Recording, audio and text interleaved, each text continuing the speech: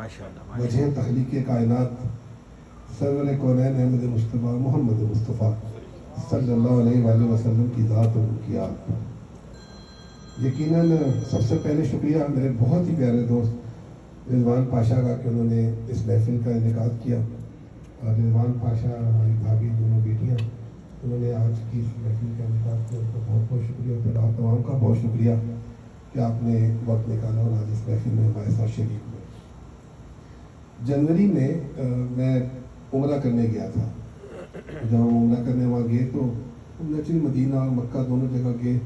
تو یہ دوسری دفعہ میں عمرے پہ گیا تھا. 2017 میں پہلی دفعہ گیا تھا. عمرہ کرتے ہوئے وہاں پہ ہم طواف کر رہے تھے. تو میں نے میرے ساتھ ایک دوست ہے تو میں نے کہا کہ جب حج ہوتا ہوگا تو کتنا رش ہوتا ہوگا, کتنے لوگ ہوتے ہوں گے. تم نے کہا کہ اللہ اس دفعہ ہمیں بھی بلا لے حج کے لیے. تو یہ وہاں پہلی نیت خانہ کعبہ میں کی تھی کہ دعا کی کہ اللہ بلا لے. واپس آئے یہاں پہ کچھ لوگوں سے پوچھا. یہاں پہ نیچرلی سلسلہ چل رہا تھا. کئی لوگ ہیں جو پروگرام بنا رہے تھے, انہوں نے بھی کسی سے پوچھا اور اللہ نے بلا لیا. میں, میری بیگم اور میرا چھوٹا بیٹا ساتھ یہاں موجود ہے. ہم تینوں جو ہے وہ حج پہ گئے.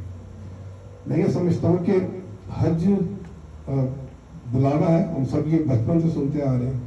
تو بلاوا اللہ نے دینا ہے, قبول بھی رب جلیل نے کرنا ہے. لیکن سب سے بڑی بات یہ ہے کہ حج اب اس وقت آپ کے اوپر حج کا رنگ آتا ہے جب اس کا ایک ایک پل جو ہے وہ انجوائے کرتے ہیں. ہم نے یہ سوچا, ہم تینوں تھے, میں, میری بیگم اور بیٹا, ہم نے کہا کہ ہم نے اس پورے سفر میں شکایت نہیں کرنی. کیونکہ معلوم چل جاتا ہے کہ جی جاتے ہیں مینا میں کیمپ اچھا نہیں ہے, تو ایئر کنڈیشن نہیں چل رہا, ہوٹل کا کمرے میں پرابلم ہے. تو یہ سنا ہے نا, آپ نے بھی سنا ہوگا, ہم بھی سنتے ہیں اور ہوتا بھی ہے سب کچھ. لیکن ہم نے کہا کہ ہم اس دفعہ ہم شکایت نہیں کریں گے بلکہ ہم ہر لمحے کو انجوائے کریں گے. تو یہی سوچ کے گئے. اور جب یہ سوچ کے گئے تو دیکھیں رب جلیل کا کرم یہ ہوا کہ فجر کی نماز ہمیں یہ موقع ملا کہ ہم نے خانہ کعبہ میں 10ویں رو میں پڑھی. پھر اتنے رش کے باوجود حجر اسود کو بوسہ بھی دیا.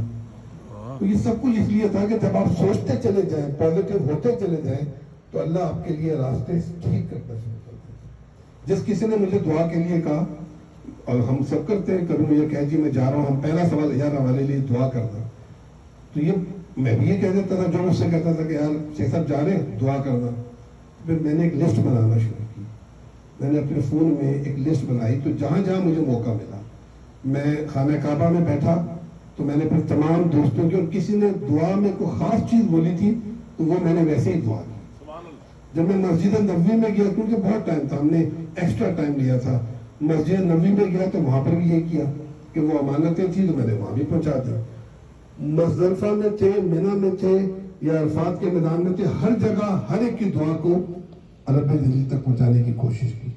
اور اس کے بعد یہ تھا کہ جب ہم نے کہا کہ ہم اس کو انجوائے کریں گے تو چیزیں ٹھیک ہوتی چلیں گی, ہم اس سیکھتے بھی چلیں گے, آگے بڑھتے بھی چلیں گے. کچھ چیزوں کا جو مجھے احساس ہوا وہ یہ تھا کہ ہم سے پچھلے سال بھی لوگ حج کر کے آئے ہیں, اس سے پہلے بھی لوگ حج کر کے آئے ہیں.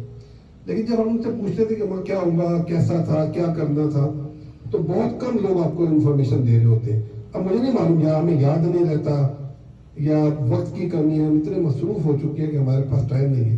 میری یہ کوشش ہوگی کہ میں اس کی ایک ایک لمحے کو لوگوں تک منتقل کروں, بتاؤں کہ وہاں پر کیا ہوا تھا, یا آپ جائیں گے تو کیا ہوگا, اور کیسے آپ نے اپنے آپ کو تیار کرنا ہے کہ وہاں پر کون کون سی چیزیں ہیں, کب جانا ہے. ہم نے نام سنے, مکہ رہیں گے, مکہ نہیں تو عزیزیہ رہ جائیں گے, عزیزیہ میں کیمپ ہوگا.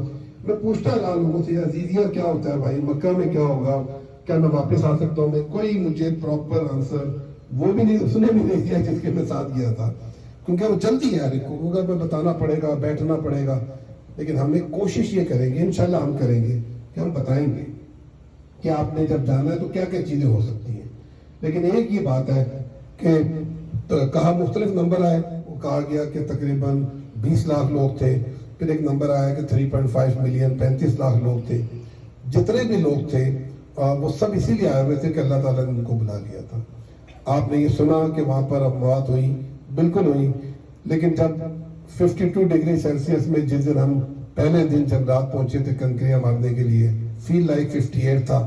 ہم اس دن بھی انجوائے کر رہے تھے, کیونکہ ہم یہ تھا کہ اب اللہ تعالیٰ تیرے گھر پہ آئے, یہ تو ہونا ہی تھا، چپل پہنی ہوئی ہے، چلے جا رہے ہیں، لوگ آپ کو پانی بھی دے رہے ہیں، لوگ آپ سے پوچھ بھی رہے ہیں، سب کچھ چل رہا ہوتا ہے، لیکن آپ ہر لمحے کو یہ سوچ کے کہ یہ لمحہ جو ہے پتہ نہیں میری زندگی میں دوبارہ آئے کہ نہیں آئے.